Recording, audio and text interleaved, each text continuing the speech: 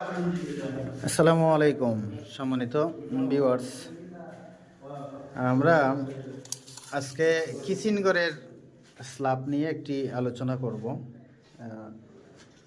আশা করি আপনারা ততক্ষণ আমাদের সাথে থাকবেন।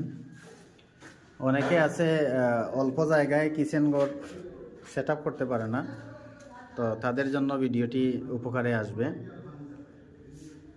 এটা হচ্ছে এই কিচেন ঘরটা হচ্ছে মূলত এইখান থেকে এই জায়গা পর্যন্ত হচ্ছে 5 ফিট, আর এই জায়গার থেকে ওই ওয়াল পর্যন্ত হচ্ছে 10 ফিট।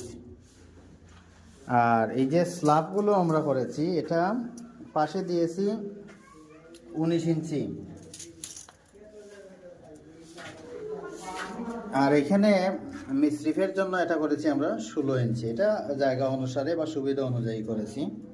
বিশেষ করে যে বিষয়টা আসে সেটা হলো যে চুলা যে জায়গায় বসানো হয়, চুলার জায়গাটা অনেকে সেট আপ করতে পারে না। এটা হচ্ছে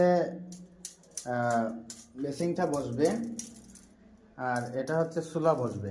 তো এই জায়গাটা অনেকে সেট আপ করতে পারে না, অনেক সময় দেখা যায় এগুলো ত্রুটি হয়ে যায়। এটা মূলত আমরা ফ্লোর থেকে 26 ইঞ্চি উচ্চতায় রেখেছি, আর এটা ফ্লোর থেকে আমরা 21 ইঞ্চি 21.5 ইঞ্চির মতো উচ্চতায় রেখেছি। এতে করে এই জায়গাটা চুলাটা বসানোর পরে পাতিলটা সহ এতটুকু হবে, রান্না করতে মানে ধরেন এতটুকু উচ্চতা হবে, রান্না করতে সুবিধা হবে। এটা অনেক সময় হয় না, অনেকে করতে পারে না। তো যারা এটা করতে পারে না তাদের জন্য আমাদের এই ভিডিও। এটা আসলে এই স্ল্যাবটাও আমরা 26.5 করেছি।